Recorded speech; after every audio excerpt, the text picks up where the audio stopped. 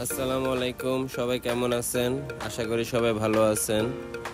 আজকে চলে আসলাম আপনাদেরকে নতুন একটি ব্লগ দেখানোর জন্য।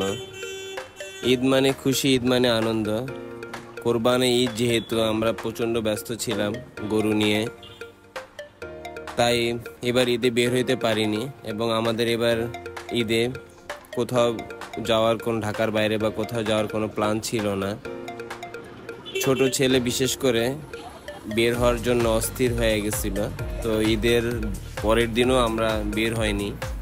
ঈদের তৃতীয় দিন আমার ছোট ছেলেকে, আমার ওয়াইফকে নিয়ে বাইকে ঘুরতে বের হলাম, যেহেতু ঢাকা সিটি একমাত্র ঈদের সময় ফাঁকা থাকে। তো এই ফাঁকা শহরটা বাইকে ঘুরে দেখার জন্য আমরা ঘর থেকে বের হলাম। আসলে বাইকে থেকে আমরা নামতে চাচ্ছিলাম না, আমরা মিরপুর বেড়িবাঁধ হয়ে যাচ্ছিলাম। ইচ্ছা ছিল যে নিরিবিলি যে রেস্টুরেন্টটা ছিল তামান্নার পাশে, এখানে বসবো।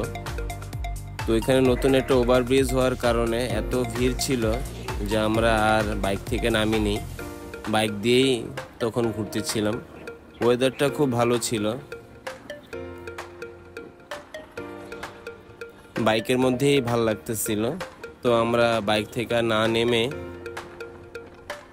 বেড়িবাঁধ হয়ে, মিরপুরে বেড়িবাঁধটা আসলে অনেক সুন্দর, আর আমার এবং আমার বোর খুবই নেচার খুবই পছন্দ।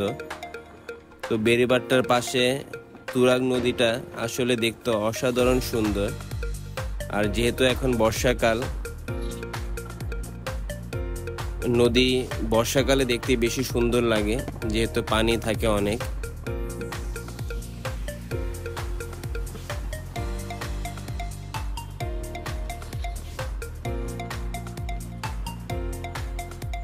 প্রকৃতির মাঝে আমরা আসলে আমাদের সুখটা বেশি পাওয়া যায়।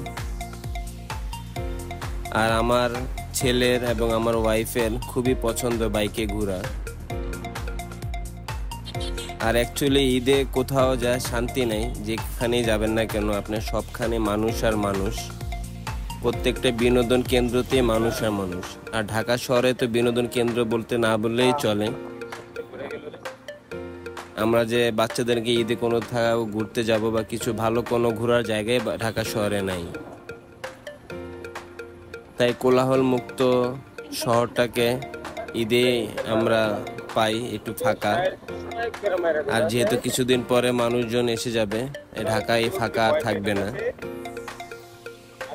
মানুষের স্বপ্ন বাড়ি যায় আর আমাদের ঢাকা ফাঁকা হয়।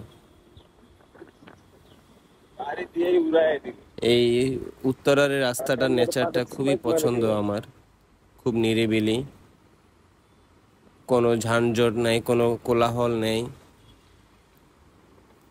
সবুজের একটা গ্রান, সবুজ দেখতেও খুবই পছন্দ আমার। তো আমাদের বাইকে রাইডিং কেমন লাগলো আপনাদের অবশ্যই কমেন্টে জানাবেন। আর আমার ফেসবুক আইডিটা অবশ্যই ফলো দিয়ে রাখবেন, আমাদের ভিডিওগুলো দেখবেন, আমাদের পাশে থাকবেন, কমেন্ট করবেন, শেয়ার করবেন। ভালো থাকবেন, সুস্থ থাকবেন। আজকের ভিডিও এই পর্যন্ত। আল্লাহ হাফেজ।